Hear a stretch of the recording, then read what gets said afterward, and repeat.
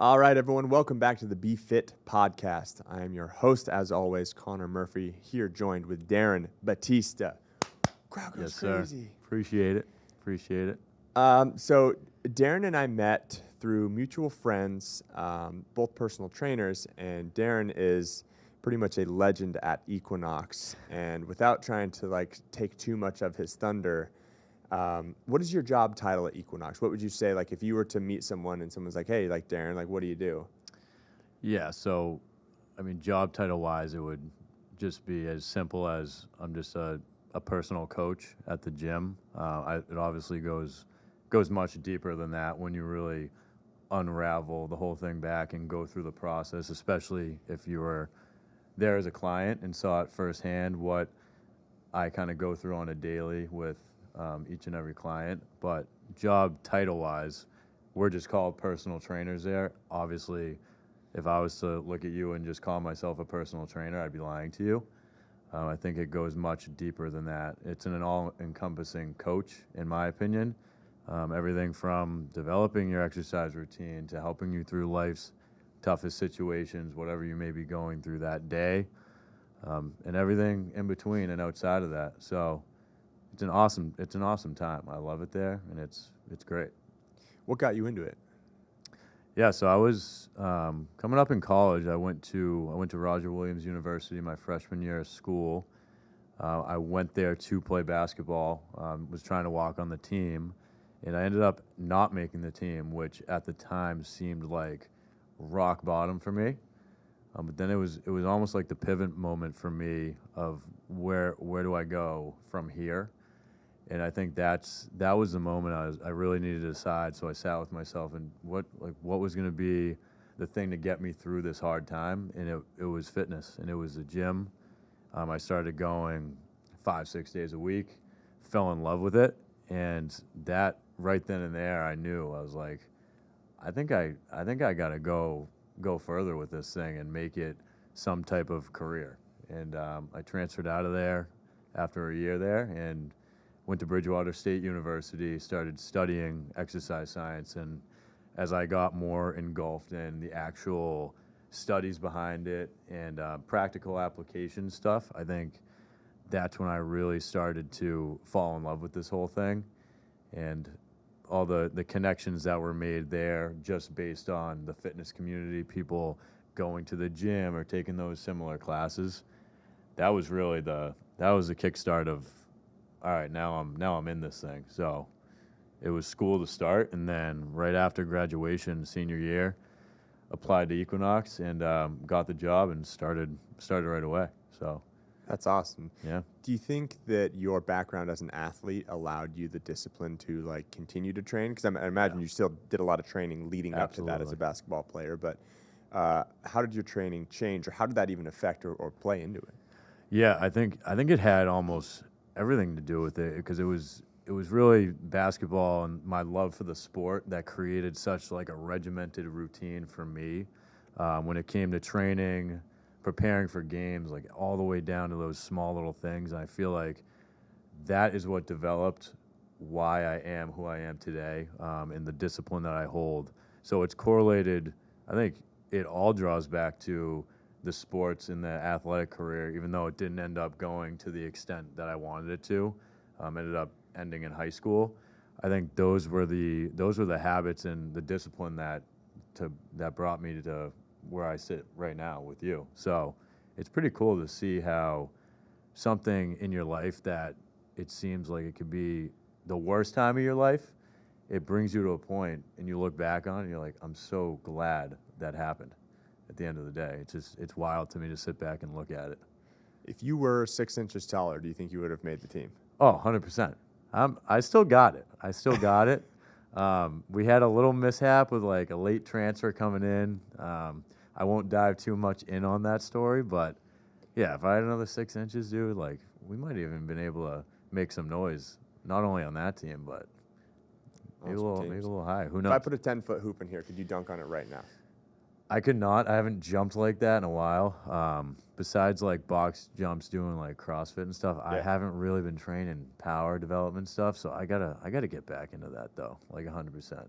But right now, absolutely not. I think it was Dead Allen eyes. Iverson that said, when a dunk is worth 3 points, I'll start doing it. Exactly. It's not worth 3. And until it is, I'm not going to start training for it. So we can try, though. We can get into a gym and just see what happens. It's been a while, though. So, going from basketball and then having that fail, well, not fail. I guess that's a hard way to say it. At the time, you look Yeah. at it as a failure. Like, Yeah. fuck, this is what I wanted to do. Exactly. But there's always this. You kind of like brought the sentiment out about it being like, I'm so glad I can look back on that. But more than that is, it's an attitude. How I feel, because it wasn't like, hey, this is what was meant to be. I was meant to go here and then not have it done. Yeah. But it's a matter of being able to progress from that. Because I think so many people, whether it's their fitness journey, whether it's their careers, they have some sort of disappointment like that. 100%. And they can't move forward enough. They can't have the foresight to be like, hey, things will be better. And they get stuck as these like has-beens instead of doing real shit like you're doing now. Yeah. They look back and it's like what did Sean Connery say in The Rock? It was like, losers always whine about their best. Winners go home and, succeed, for lack of better terms. But I'm sure it's not like oh man, I got cut. This is hard. Let's move on to something else. Exactly. Talk about the transition time. What was it, from that to fitness? When did you realize like, hey, I've got something going here with either training yourself or wanting to train and help other people? Yeah, that's an awesome question. I think that I didn't really notice it as I transitioned through school. I think college was kind of like the lines were a little blurred there. I knew that I loved fitness, but when I actually thought that I had the tools to make it what it is now for me, which is essentially my entire life right now, is revolved around what I not only do for my own physical health, but for other people and their lifestyles. I think that really happened right when I started at Equinox, because it was kind of like a shot in the dark of, do I really want to do this thing full time?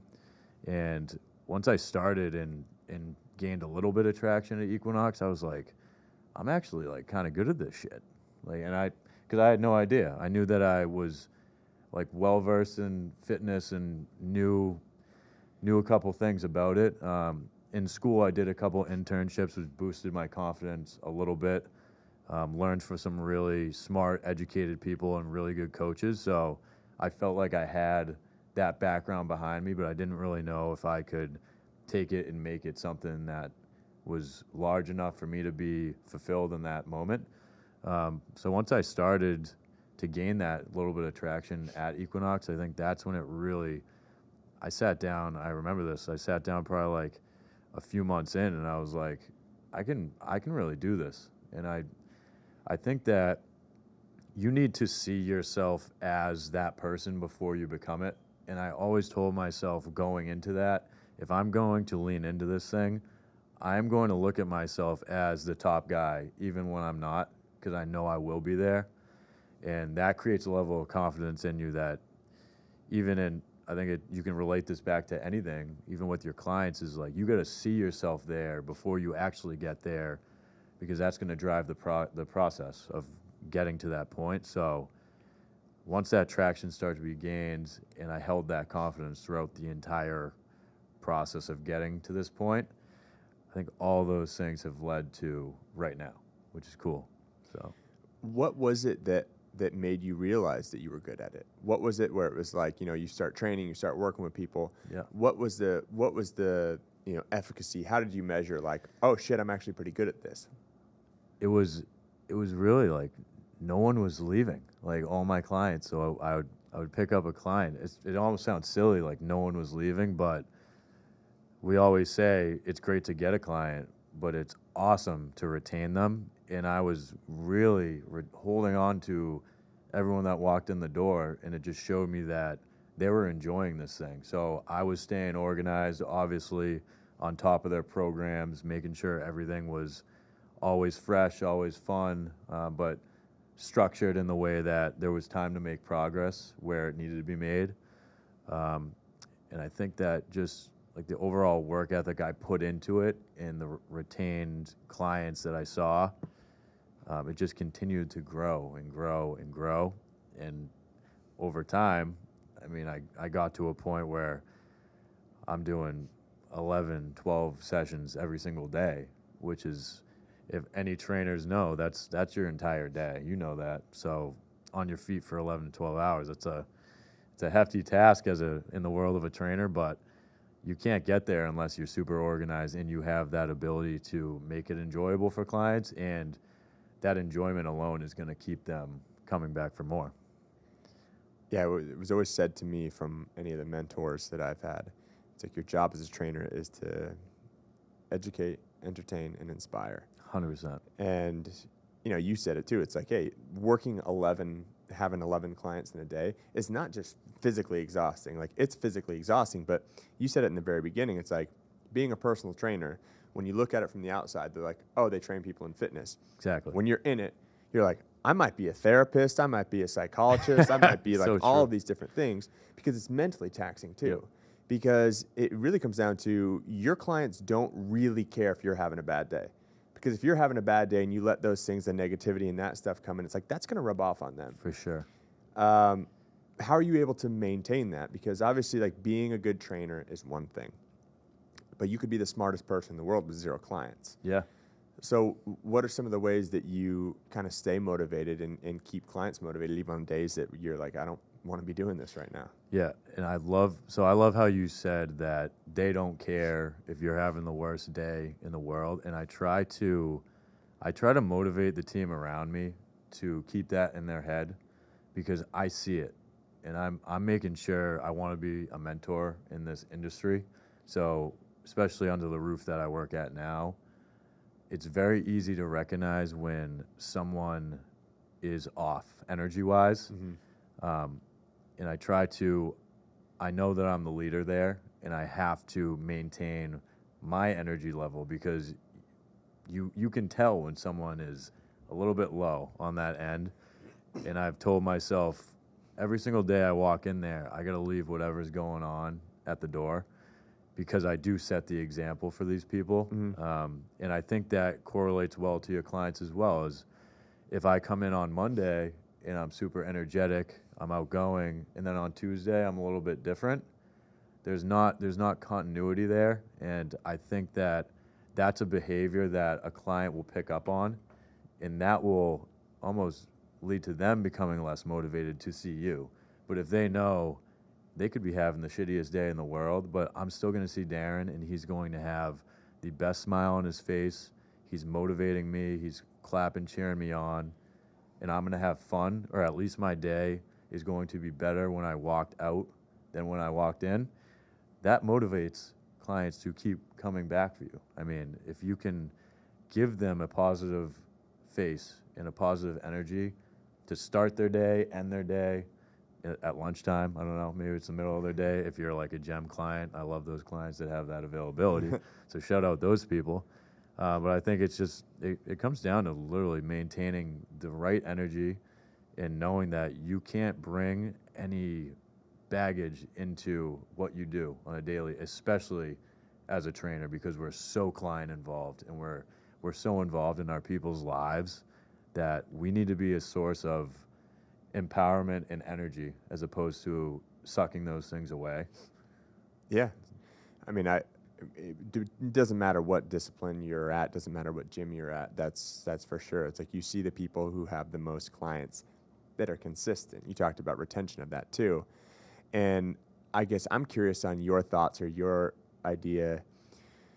Do you think it's better to be a positive, energetic person that doesn't know much about training? Yeah. Or to have you have a PhD in exercise science and anatomy and physiology, but not be a positive person, not necessarily a negative person, but not be the funnest person to be around? Yeah, it's gonna be the first, no matter what, because people don't care how much you know. It's a cliche saying, but they don't care how much you know until they know how much you care, and that holds true in any situation. I could walk in, like you said, with a PhD and know all of the ins and outs of exercise and the body and training, but if I can't use my own personality to motivate and light up an individual, but I can fill their head with a bunch of data that they don't really care about, they're not gonna keep training with me. So I definitely know I'm not the smartest trainer in the world. I never will be. I don't want to be, but I know that I can hold an energy that will probably top anyone in the room with me. And if I feel like I'm lacking that, I'm going to try and rise to that occasion. Yeah. That's a tool as a trainer. You'll be successful in any room you're in. It doesn't matter if you have a PhD, if you've never been to college. If you can get into a room, no matter the skill level of any coach that you're with, and you can out-energize any single one of them, you're going to attract clients. And that's just, it's so simple. It's simple as that, and it just always will be. Now, when you start at Equinox, is it like, hey, here's clients that they give you, or then, as I'm sure at some point in time, and especially where you're at now, Yeah. I mean, you're one of the most sought out trainers in Boston for people like, hey, this is the trainer, that it comes from experience. But when you start at Equinox, how does that process work? Yeah, so when you first start out, they're very good about giving you a lead, generating those things for you, just to get you on your feet, like get you in front of people. You do some assessments. So before you train anybody at Equinox, we do an assessment, just an hour, sit down with the client or potential client, talk about goals, assess their movement patterns and all that good stuff. So at the beginning, it's more so heavy on the side of the managers help you out. But I think what determines like long-term success there and in corporate fitness in general is what are you doing outside of the help that they're providing you to make yourself an asset and to be a little bit different. And a bunch of the guys that I work with that even like Kevin and all them, I would go up to everybody on the floor. So we have like the floor shifts. So you get like 3 or 4 hours out on the floor just kind of cleaning up, walking around, and it's your decision how you choose to use those hours. And I chose to use it by being, I wouldn't say obnoxiously, but almost obnoxiously, like always going around to people and making sure that they knew who I was, shaking hands, kissing babies, all that good stuff. And I think that set me apart a little bit because everyone in that gym, after a couple months of doing that continually, they knew who I was. So it was like, if they ever had interest in training, they're not going to the guy that they don't know. They're going to the guy that was shaking their hand every day or giving them a fist bump and saying hi to start their morning. So it all ties back, though, to the positive energy and just carrying a good attitude and a good smile. And that's taken me all the way in terms of getting up to the position in Equinox where I'm at now. So, do you think being ridiculously good looking helps you out in that manner? When I first started at Equinox, I don't think the hair was like a little poofy. I had more like military cut vibes. I think it was like a slow growth into myself, and I feel like it's helped along the way to grow into, like, I got the little flop in the hair now. I think that helps out a little bit. The poof wasn't doing it. So once the hair kind of improved a little bit, I think that was the turning point. So you don't give your full credit to it, but there's definitely something to be said there. There's touches of it that help.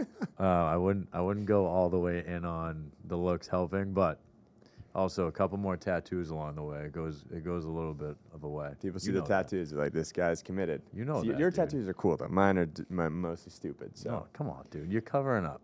Let the world see. They've seen enough. You go to my Instagram page. Like, all right, man, that's quite enough. We're all set. You're shirtless in every video. What's going on?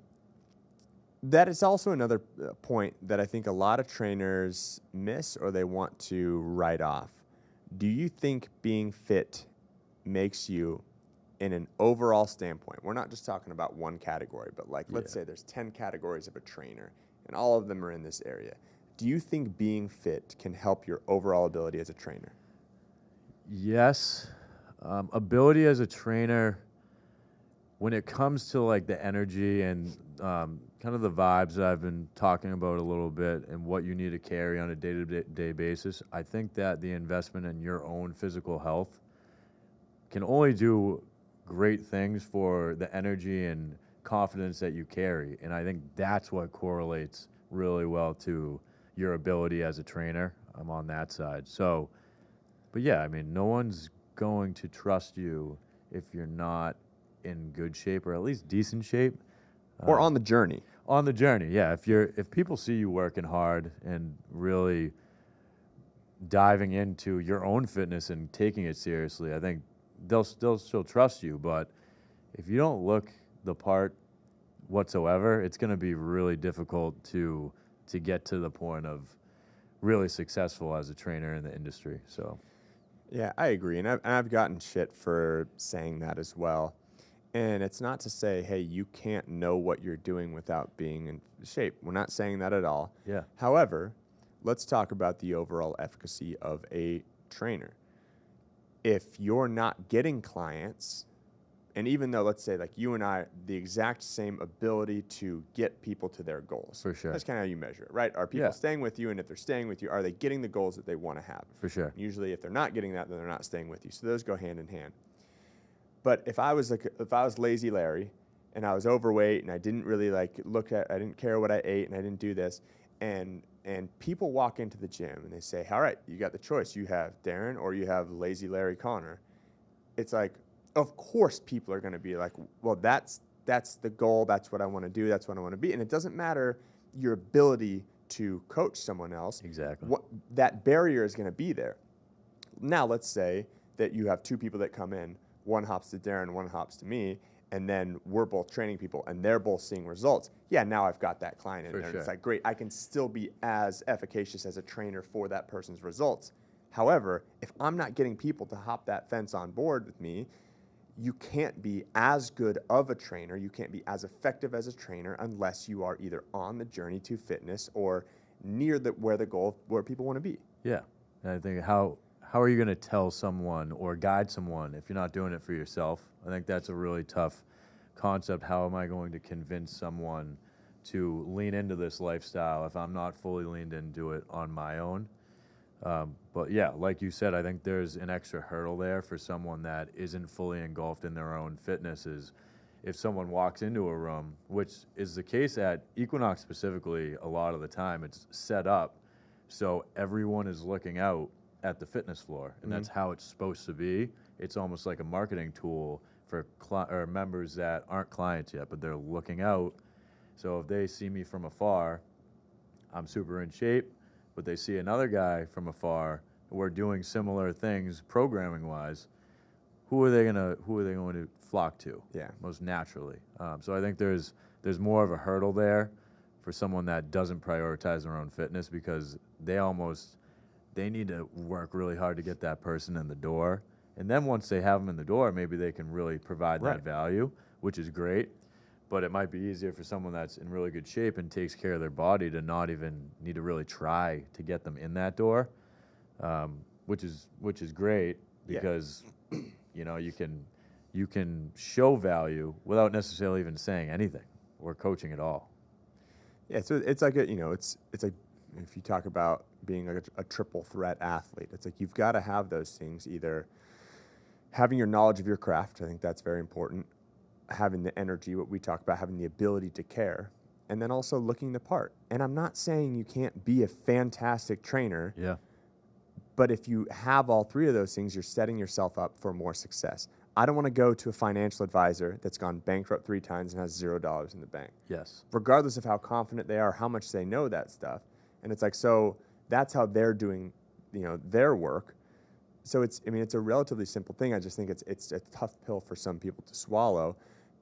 And not to say, hey, you're not doing a good job, but it's to say, hey, if you continued on this journey or showed people like how you could do it, you'd be more effective. Yeah. Just be on the journey. We need to, as coaches and trainers, we need to follow the same journey that we tell our clients to be on. And I think it's a never-ending thing. And if I'm going to preach that to anybody, I need to live that. And it also just makes you better at coaching, because you can relate. If I'm coming off a workout and then I have a client at 12 and they're like, oh, what'd you do for your workout today? And I can go into a full-blown convo on how I destroyed myself today, they're going to be like, damn, he's really about that. And I think that's super important. It's just something to relate to your clients with, again. I think it's similar with me in CrossFit. It's like when people are like, and I'm telling someone, hey, here's this, we have 21, 15, 9, deadlifts and whatever. Yeah. I'm like, hey, on that round of 15, you're going to get to rep 8, and you're going to want to set that bar down. I wanted to set the bar down, but you can keep, it's like, then you have that insight on it. Exactly. Then you have that trust component where someone is like, oh, this person's walking the walk. Like you said, they're doing it. You can speak more eloquently to it, but then they also know this is what this person looks like. This is what they're doing. This is what they're coaching. This is what it's like. It's an easy step to be like, I can't imagine if someone was like, hey, you're going to do this 10 times. I'm like, well, like, how's it going to feel rep 7 through 10? And someone's like, oh, I don't do this shit. You're like, well, I don't want to. Why am I doing it then? I don't know. It's such a good point. With clients, what are the different? What would you say like the main 3 goals are of your clients when they come in? You have that brief or meeting on it. What are some of the goals that maybe some of our listeners can relate to be like, that's my goal? Yeah, I mean, number one by far is going to be body composition. So whether it's fat loss, muscle gain, it's either one of the two. I think that's the big chunk at Equinox. People just want to look better and obviously feel better in the process, but I think that's definitely number one.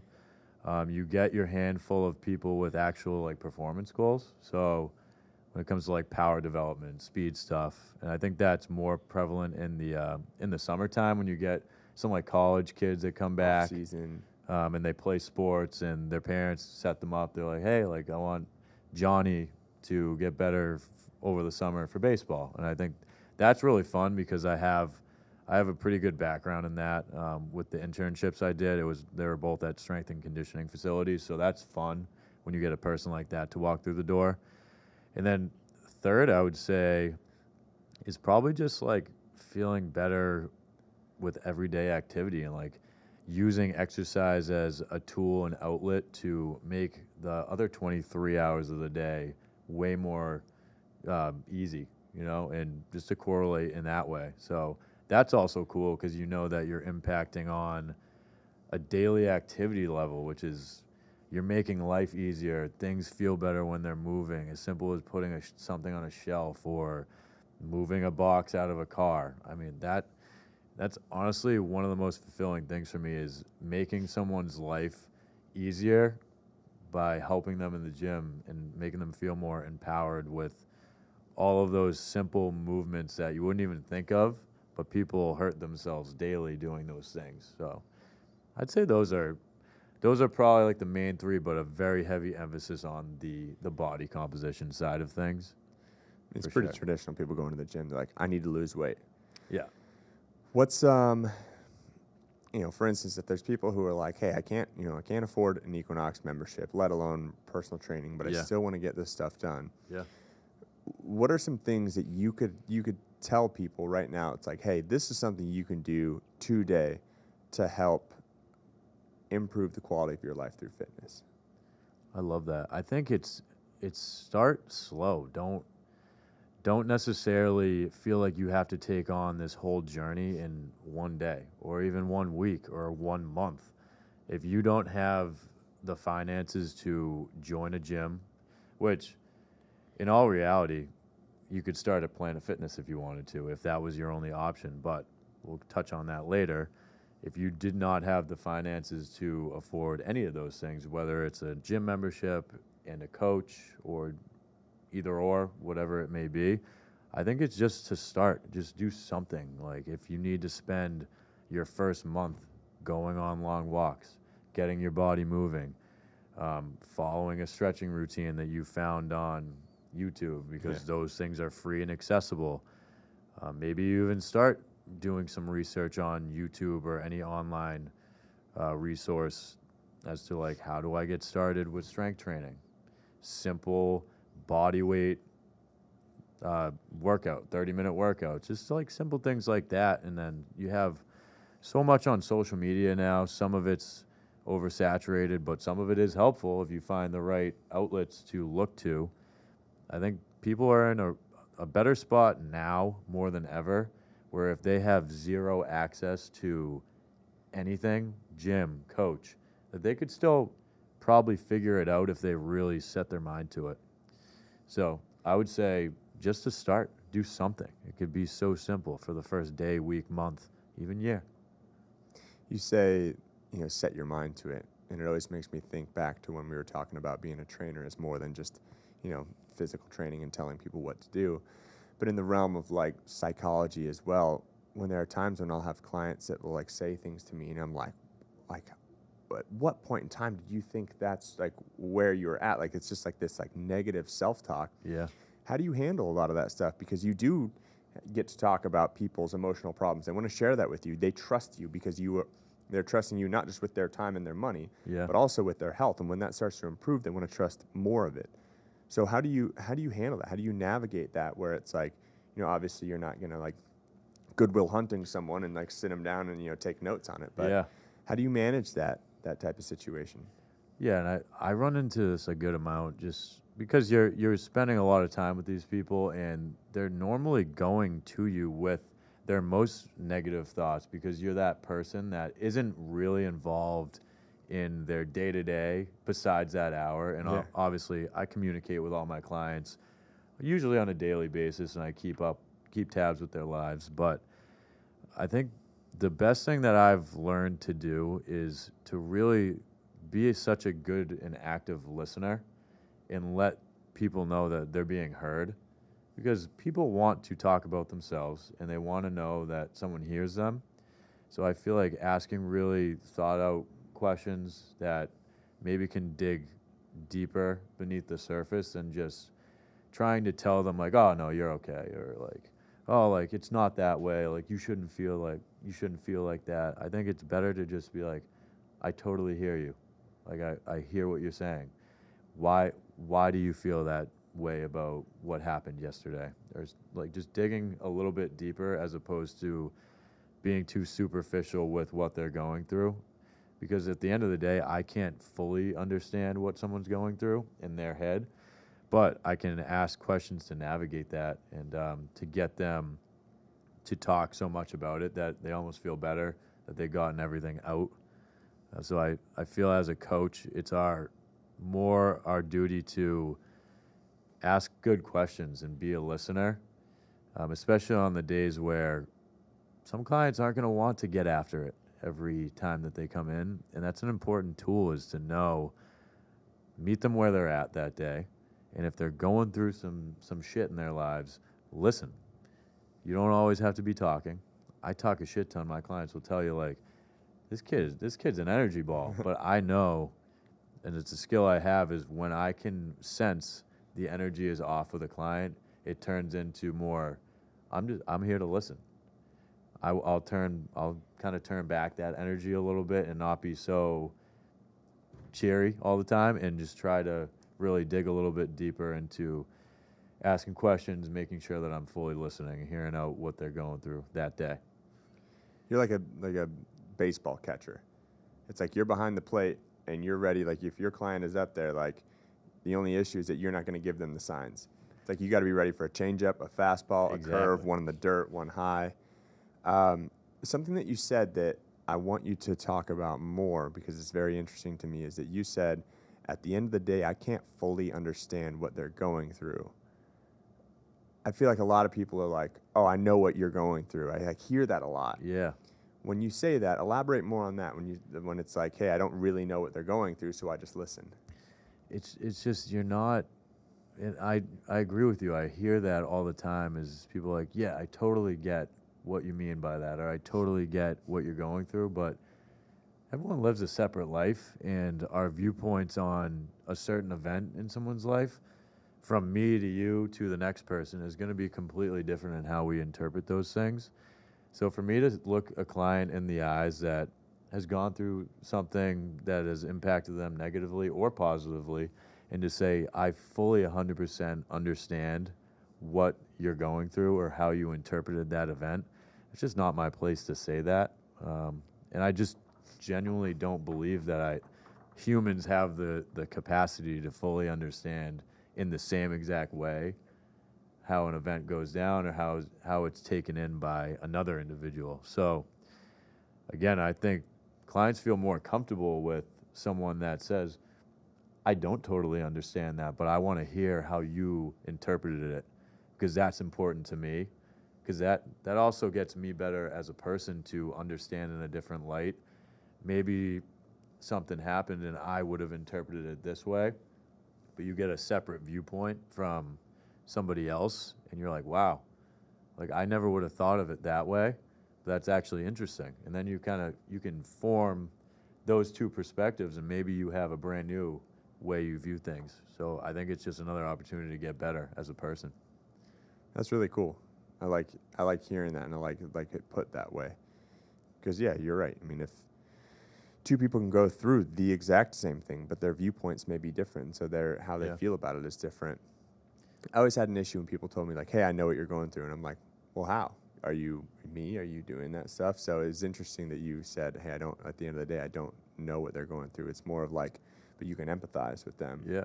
And so you ask your way of helping them is by asking more questions to let them kind of air it out and talk about it. And maybe for the first time, they hear what they're saying. Yeah. They kind of let their thoughts out there for that. So I think that's probably unique and probably one of the many reasons behind your success as a trainer. Yeah. I'm curious with you, too, is obviously you're working with some big names that come into town.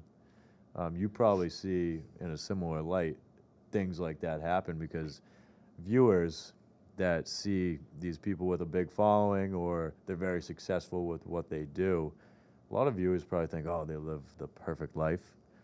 And you probably see the inside of that, where they don't live these perfect lives, and they probably have a lot of things that go on in their lives as an individual. So I think that's I'd like to pick your brain on like what that looks like too. Think the same thing that anyone else is going through, but just on a highlighted level. Yeah. I mean, I've been on tours with artists that you're like, I mean, this person has more money than God. What could be going wrong in their life? Yeah. And it's like they have no idea who they are. Exactly. And they play a show for people that are screaming their name. And I think I talked about this on one podcast, but I was on tour with an artist who was struggling on tour. And so their tour manager got my contact info, called me. I flew out like the next day, just as a trainer, but probably much more than that. And we were at a hotel in the artist's hometown. It just had more equipment than his house did. And as soon as he got out of his car, he was recognized by people, and they're like, oh my gosh, so nice to meet you. Can we take a picture? And I was like, yeah, for sure. I was like, I'll take the picture. So, take a picture, and like, thanks. And then they left. Yeah. And you saw him sit there, and he's like, it kind of bothers me when people then they're going to post on that, I met this person. Yeah. And it's like, they didn't ask me anything about how my day was, about anything. It was like, for them to meet me was more so to tell other people that they've met me. Wow. But what if they were to ask a question, to be like, hey, how's your day going? It's like, honestly, not been a great day. Yeah. The person had sold out his hometown theater at the Greek in LA. And the next day it was there's an empty feeling inside. And my heart went out for this person, because you see things from the outside looking in. And I don't know what fame feels like. I don't know what it feels like to get out of your car and have people recognize you and have, a ton of money and a ton of that stuff. So I think it's the same thing, just on an even more elevated level. And same thing. It's like you see someone who has a huge following. That person, for the most part, will post, and they'll post real stuff. It's not all fake. It's not like my life is great all the time. Yep. But people make their own presumptions and assumptions about how life is lived. And then you're going to be there for that person when they have their bad days. And it's like, man, shit's not working out for me. It's the same problem. Everyone has the same issues. Yeah. No one's just like, well, everything's perfect, and everything I do is perfect, and every action that I take is perfect. Sure. I just think it's highlighted. But it's, you have to respond in the same way that you were saying. It's like, ask one more question. You don't know what they're going through. I mean, I'd imagine if I said that to someone who's depressed because they have, hundreds of thousands of fans that are all around the world, and yet they're sad. You're like, oh, I know what you're going through. What? I have, Not at all. I have 4 people on social media that actually know me, that follow me. Outside of that, people just care about my child. So, Yeah. But no, yeah. I mean, I think it's the same thing across the board. So what are your goals now? So it's like, it obviously seems you're super regimented, which is part of the reason of your success with clients and that. But, moving on from this, I don't, maybe I'm just speaking for myself, but training clients 11, 12 a day, I don't know is the most sustainable thing. You might be Superman over here, but might not be the most sustainable thing. My hamstrings are telling me that for sure. I'm tight, man. I'm tight. Yeah, I love that question, because I think that, especially this year, Obviously, we're new into 2024, and I've definitely taken some time to sit down just with myself and say, like, what do I want out of my life this year, and where do I want to be when I sit down and do the same exact thing in 2025? And I think now for me, I've proved to myself, because that's all that I really care about proving this to is myself, that I can impact in a large way, and a lot of people put their trust in me to not only impact their lives, but just give them the blueprint to leading a happier and healthier lifestyle. And I think now it's time for me to impact on a way larger scale. Obviously, the virtual side of the world is booming right now, especially when it comes to fitness. I can't talk about fully what's going on behind the scenes in terms of what I'm working on, but We got some secret stuff going on. there's some secret stuff going on that I'm working heavily on with a couple guys that I hold very close to me and trust a lot. They know who they are, and we're planning to reach a very large crowd with what we're working on. So come 2025, a much larger mass of people I want to be able to touch with the tools I've developed along the way and what I've proved to myself thus far at Equinox in the city of Boston, which is arguably, it's a tough place to gain the trust of a lot of people, especially with the personalities that you can come across on a daily basis. Right. I love this city more than anything in the world, but that's just a cold hard fact. Is it's not easy to have a positive effect on this large amount of people. I think if I can do it in a place like Equinox Seaport, why can't I do it across the world? So, and that's just the confidence that you gotta hold. So there's some big things coming this year. So essentially, what you're doing is scalable. For sure. Because and I've tried this before too with clients. I've tried to be like, all right, I can't take on this client, but I'm going to give you one of my trainers who does that. And then it's like, it either doesn't work. They either want to train with the person they're reaching out to. They either want to train with you or no one else. Exactly. Or you send them another trainer, and then after 3 months of it, they're like, well, why am I paying this guy more than you? Why wouldn't I just why don't we just split the difference in the middle and I'll just pay it straight to you, which I think is fair, because it's like that's the person doing the work. It's so like fair. maybe have there be a finder's fee, be like, hey, I've got you this, client or trainer pays you this, and then it's like, hey, you're going to do your thing. Yeah. I've always thought it was weird when people are like, oh, I train under this person, and it's like they give you your black belt, like at some point in time, like you are the one doing the work in that. So Exactly. it sounds like scalability is what's next for you. It's everything. And I've tapped into that slightly already through the past year. So I run a side online business. It's called Credo Fitness and Lifestyle. Me and my boy Steven, shout out to him, we founded that in 2019. So that we didn't start doing virtual training until this past year, 2023. And I've built a good base of people that have trusted me with that. But like you said, I think that there's much more that can be done. What I've done thus far is more so just online programming and guiding people's workouts through the gym, along with like nutrition coaching along the way. But that's solely just been me. What I'm working on now is making this thing able to boom through scalability, which is it's going to be the next step, and it's going to be something brand new. But I have the right team and the confidence behind me now that I think we're gonna be able to make this thing a big one. Amazing. Now I want to ask you a question, because we talk about like training and fitness. If you could have your perfect scenario for what you do for work, what would that look like? And it can be as unrealistic or realistic as you want it to be. What would that look like for you? I love that question, first of all, because that's something that I didn't prepare it. I just thought about it right now. It's just no, that's awesome. It's something that not enough coaches think about, like what they want. What would their ideal day in fitness look like? Because I think if you don't have that vision, how are you going to get there? You got to create that for yourself. It's all a mindset and knowing that you can. I'd say for me, because I do really love the in-person stuff, I would definitely want to start my morning with in-person work. I'll always love that part of it. I love building connections. I love the relationships built through that.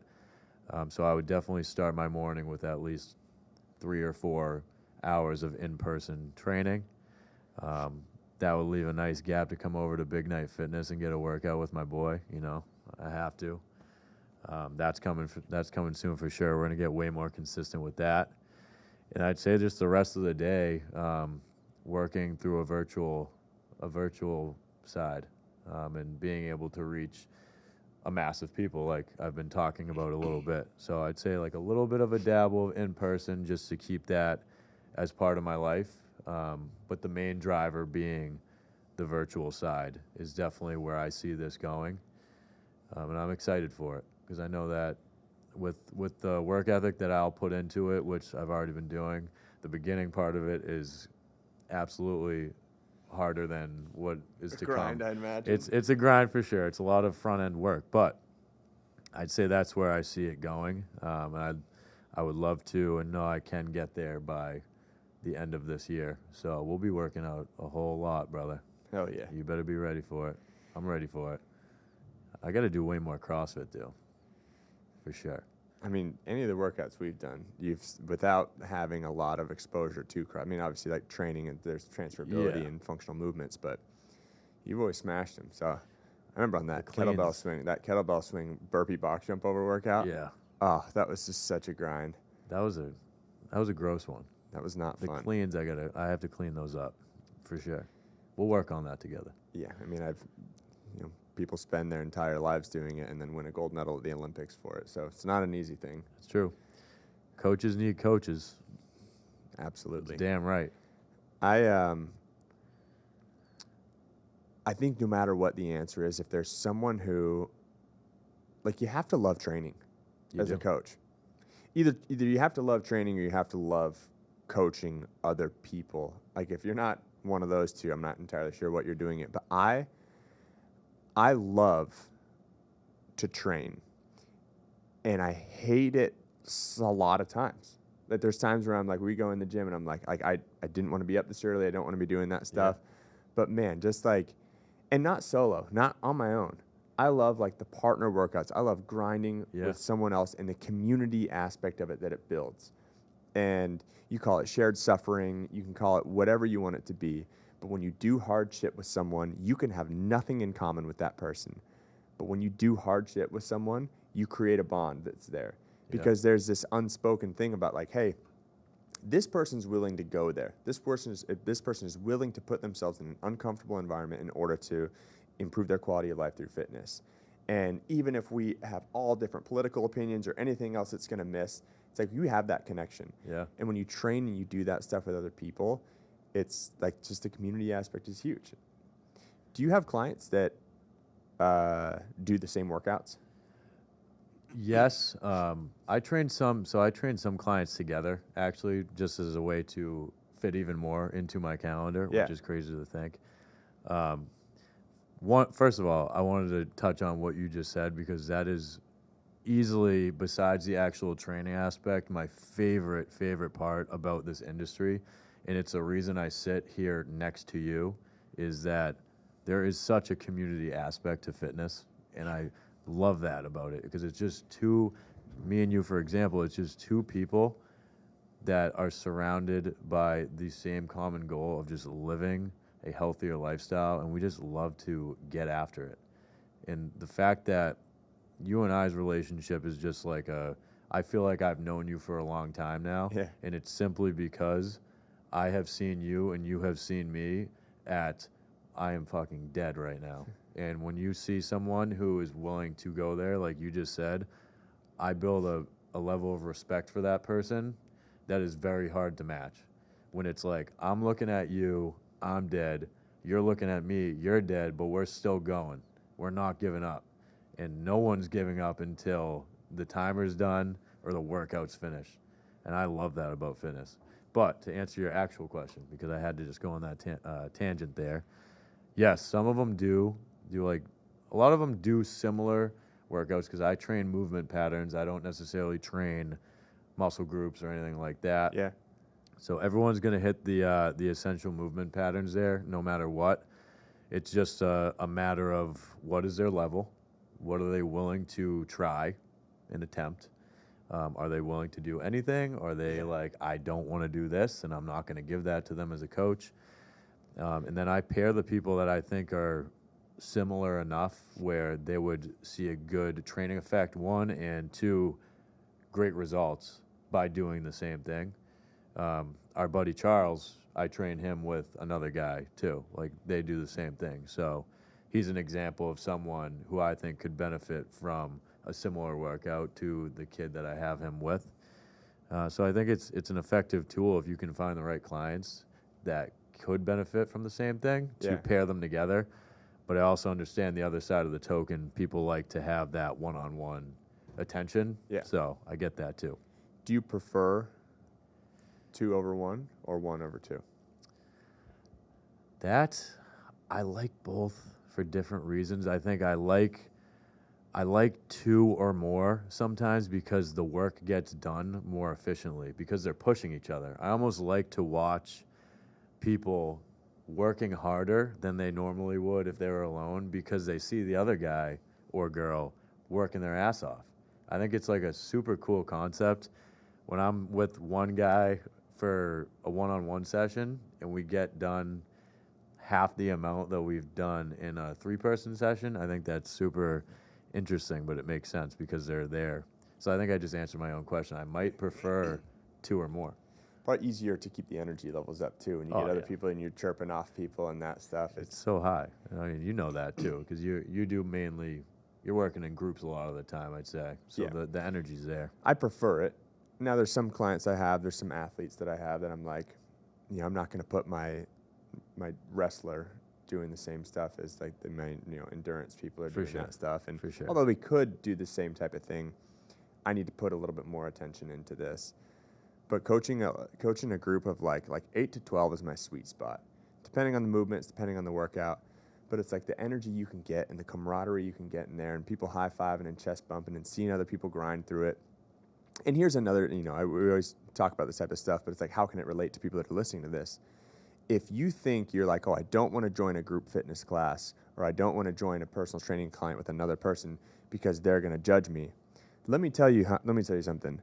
When I'm in a workout, I give not one shit about what anyone else is lifting, whether they're going faster. I am so focused on doing what I'm supposed to be doing. Yeah.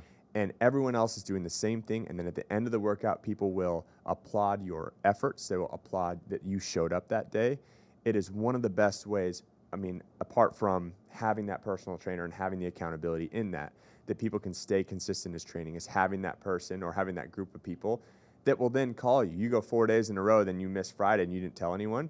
You're going to be getting some messages and phone calls like, hey, what happened Friday? Like, oh, crap. And they're not like, I wanted to beat your ass in that workout. Maybe sometimes, but for the most part, it's like they care about you. And you start to get that care component, which you said is the most important piece of, what did you say? You said it's a classic saying. I haven't ever heard it said like that. Like, they don't care how much you know until they know how much you care. Unless they know how much you care, yeah. So, but yeah, that's it's an interesting point, man.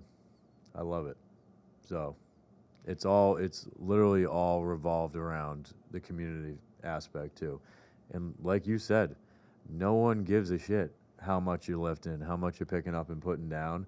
But at the very end of that workout, if we're all sweating and we accomplish something together, we're cheering each other on. Oh yeah.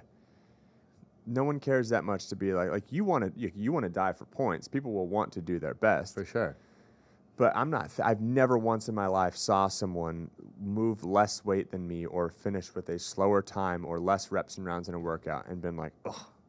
Yeah, and if there are those type of people in there, fantastic. They're not the people I want in my gym, nor are they the people that you want to be around you. So exactly. You can get rid of that. It's almost like that insecurity of it. And I guess I could see that too from a personal training perspective. Is like there are probably male and female people that see you as a trainer and they're like, oh, I can't work out with that guy. He's going to laugh at me or he's going to do this. And you're like, if I could just slap the ignorance out of your head right now, I would do that.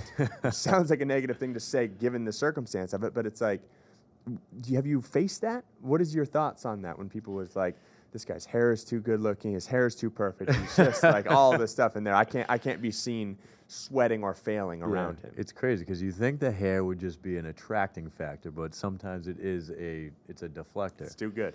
No, it's cool that we bring this up because there's actually a lady that I'm going to start training that when I first met her, she said that exact thing of, I've seen you working out. I don't want to do what you do.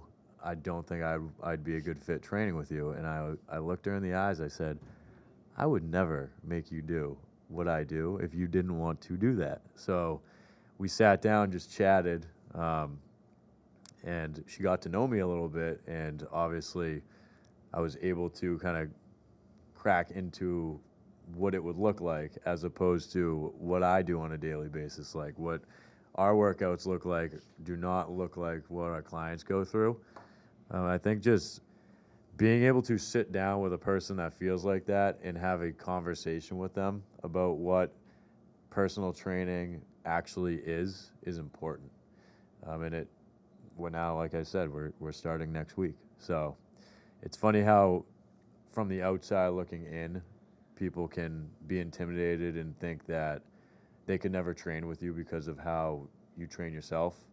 But you got clients and anyone in general that goes to a gym, you have to realize that a lot of coaches have worked towards these things for years. Like we've been working out, I don't know how long you've been working out for. I've been working out probably over a decade, probably more than that. So that we're only at this point because of that. So if you're new to training, don't think that you're going to be doing what stuff like me and Connor would be doing on a daily. And eventually, you will. Or Maybe. versions of it. But here's another one that I get, and that I'm sure you get too. Darren, I'm really excited. I really want to start training with you. I'm going to work out for 6 weeks to get fit, and then I'm going to start training with you. I get it all the time. It's like, let me get in a rhythm first, and then we will start. It's like, but don't you want to put your time and energy into a person that can get you in the rhythm? And that's everything to me. I think that's why you should really look into hiring a coach. And I think that that's also a reason that, like I said, coaches need coaches, because sometimes there's times in my training journey where I'm like, I just feel like I'm not in a good rhythm of like what I'm doing. I need to get something fresh. And that's when I'll look into like who can I go to get that rhythm back. So I think to say you're going to do it on your own for 6 weeks, 12 weeks, and then go to a coach, you're only really wasting time when you could just put your time and energy into a person that can get you there to the quickest degree. And like I say to all my clients, my goal is not to keep you here forever. My goal is to give you the assets and tools where you have the ability to now not need me anymore. And I've done my job. If I can get them there as quick as possible, it also shows them that I'm not here for the money. I am here to get you to a point where you feel like you can walk into a gym and be as confident as humanly possible that you can get through an hour session by yourself. And if they can do that, I'm looking across the gym fulfilled as ever. I've done my job. I love that. You know? You had said it too when you're like, when someone says what, you were like, why would you waste your time? I guess I never thought of it like this, because I always just get like frustrated at the question, and I'm like, just come join me in the gym. If anyone ever says, I'm like, just come in. Yeah. I'll give you a free session. Come in, and I'll show you that. One, you're not going to get fit in 6 weeks enough. It's always the people that like want to like train with me. They're like, give me 6 weeks, then I'll be in there on your level. And I'm like, I'm not going to take that as much of an insult as I should. Like, hold on, I've been working at this for years. But the other thing is when people are like, oh, I'm going to get in my groove. Give me 6 weeks to get in my groove. I guess my response would be like, where are you right now? The last 6 weeks, what stopped you from being in a groove? Like, oh, well, I just got to get. It's like it's the same thing as why you're not going to get in a groove in that. We're our own biggest liars. Oh, for sure. We like to lie to ourselves. We like to give ourselves time where time isn't really earned. And I've noticed that, and we've noticed that being in the fitness industry, that people just like to give themselves a little bit more time. You got fans out here. co-workers, but we'll call them fans. They're fans too. So as we're recording in the studio, we're in the TD Garden. So when people walk by, there's just like, and there's a Celtic game tonight. So when people, if you're watching this podcast on YouTube or just listening to it, sometimes we get distracted and wave when there's people walking by. But you had mentioned something that I wanted to say something on.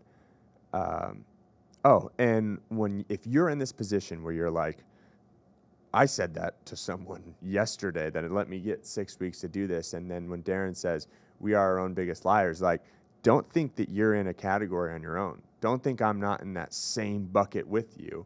Yeah. With all other aspects of life, with running events, with doing, all sorts of things in my work. I'm the person who's telling myself, oh, wait till it's this, or wait to do it. It's like, I've never gone fully into something being like, I'm going to do this and regretted it. I've had failures for sure. Yeah. Massive failures, embarrassing failures. However, it is so much better than at the point where you're like, oh, I wish I would have done that at some point in time. It's so true.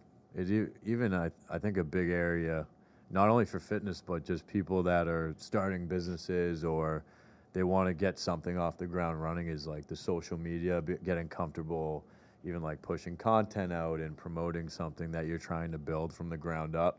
I feel like that's a big one that I lied to myself about for so long, of like, yeah, I'm going to start pushing content out regularly and pushing a brand and trying to get my face out there. But like, and that's a tough thing for people to do because you have to be more comfortable putting your face out there. But that's a big area too that I've seen with companies, fitness, all that. So everything. I think about the things that I haven't done. It's because I'm like, what if I put myself out there? What if I'm like, hey, here's some good content, and 0 people comment or 1 person comments, and it's like, you don't know what you're talking about. Shut up. Yeah. And you're like, oh man, like my ego couldn't take that. But then when you put it out there and you get 1 person who's like, hey, this video really helped me. Yeah. I was literally just there yesterday. I didn't have like the boom mic in the gym, and so I did this just like basic push-up video. I'm like, this stuff has helped a lot of clients that I've worked with. I'm just gonna put it out there. And like the quality wasn't what I wanted for, and I'm like, oh, we gotta do it all over. And Kyle was looking at it and he's like, what are you concerned about? I'm like, well, we have all this expensive equipment and all this like fancy stuff. And he was just kind of like looking at me, and I'm like, oh, I'm being like shy or scared or any of that. And I was just like, just put the video out there. Put it out. If there's someone who, I knew from my past that has an even nicer recording studio to that, it's like, oh, look at this peasant. I'm like, I don't care. Who cares? You present it to me like that. I'm like, well, I don't care. But I definitely have that stuff. And I'm sure with everything that you're doing, I'd imagine, I guess I won't speak for you, but if there's anything that you wish you would have done, is just started sooner. That's it. And that's so, it boils down to that in every new venture you take on in life. It could be a relationship, a business, a fitness journey, is just start. And I think I mentioned that earlier in our combo, is it could be as simple as just start something, go for a walk, like we said. And that's where my weakness has always been the social media, like just start.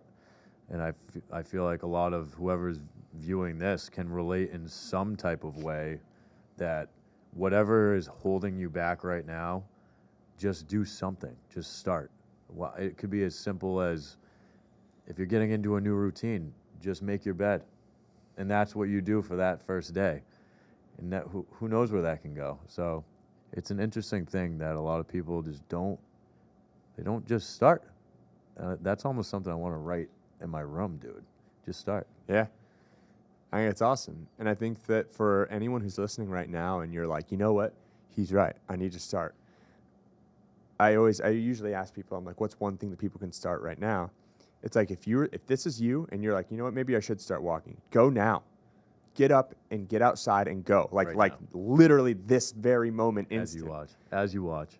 And get back and at least see if you don't feel at least some sense of accomplishment. It's David Goggins had that story where he's like, I'm going to try to run a mile, and ran 400 meters and went back to his house crying, being like, I'm fucking worthless. Yeah. But he did it, and then the next day it was like further and further, and now, as you probably know, whatever you have to say about him, like good, bad, positive, but like he's gotten there. He's doing the damn thing. He's done it. If he wouldn't have started, he'd be right where he was. And also, everyone is so afraid to look bad or to, a lot of times people, and I get this too, and I'm sure you do. I used to look like that. I used to be able to do that. Oh, when I was in this, I used to do that. And I'm like, there's nothing more useless to me for you to say than that. Yeah. How about you start working to get back towards it? And maybe you'll never achieve what you once were, but let me tell you, there is so much further for you to fall off. So why don't you just get going? It may not look like that. I'm not going to be as fit as I was when I competed in 2017. It's just not going to happen for me. Yeah. I'm older. I don't have the same, resources to allocate towards that. But that doesn't mean I'm going to stop training, because it can get worse, and in so many ways, and exponentially in a way that you don't want it to, in like morbid areas. I feel like it's just the ability to find enjoyment in that next phase of the journey too. Like, I almost don't want to be back to where I was at a certain point in time. Like, why not live and be where your 2 feet are, and be grateful and working towards a newer version of yourself, so whatever that next stage may be. So yeah, maybe you've fallen off fitness-wise from your past, but why are we trying to get back to what we were when we can like grow into something so great and also enjoy what we are? So we got to stop, 1, beating ourselves up for where we are now, but 2, look forward to growing into a better individual that is going to benefit your life in a numerous amount of ways. So I think it's all perspective. It's the way that you look at it. If someone was like, all right, I'm sold, I want to go train with Darren, how would someone get a hold of you? Yeah, so definitely Instagram is great. So I'm at dbattista, Battista 05 on Instagram. You can DM me, and I will definitely answer DMs. I'm good about that, and I can give you all the info on that, whether you want to train in person or if you have any interest in some virtual stuff. We can talk about that. So shoot me a DM if you have any interest whatsoever. What about the training program, Credo Fit? Yeah, so that is linked to my account as well. So there's a separate online training application that you can fill out, just so I can get some more details on whoever's reaching out. And once I have that, we can set up a phone call. We can chat, talk goals, and what you want out of the process, and we can go from there. So very easy to reach me. Just go on to my personal account. I have everything linked in there, and there's also a link to my Credo account, which is at credo.fit. So it's all there. You heard it here. If you're going to start, there's no better place to start. Get a trainer, figure it out, turn it around. And maybe there's, of the 6 listeners that I have, maybe there's only one person who's like, you know what, I am going to do it. But fuck it. If there's one person that it's like, hey, I'm going to make that change and we're going to start, job done. We did our job. I'm cool with that. As always, you can find us at Big Night Fitness on Instagram. That is BIGNIGHTFITNESS. I don't know why I'm spelling it out. I mean, you had to have typed it in at some point in time to find this podcast. It's true. Stay linked to everything that we're doing for events in Boston. I'm trying to put more stuff. I'm trying to put myself out there a little bit more on the YouTube channel, starting to create some more workouts. Quick 10-minute or less bodyweight workouts, minimal equipment, just fun stuff. Look forward to, in the very near future, seeing Darren on there as well, hitting some workouts. We'll walk you through the workouts. We'll hit them on there. It's completely free. We put out some fun stuff on there as well regarding our celebrity training and some of the silly shenanigans that we do. So it's not all serious, because fitness is fun. But Darren, can't thank you enough for coming on here. Looking forward to everything that you have going on, secretly, but also getting you into different things. I appreciate everything you're doing. I know all your plans. We'll see you guys next week. Thank you, guys.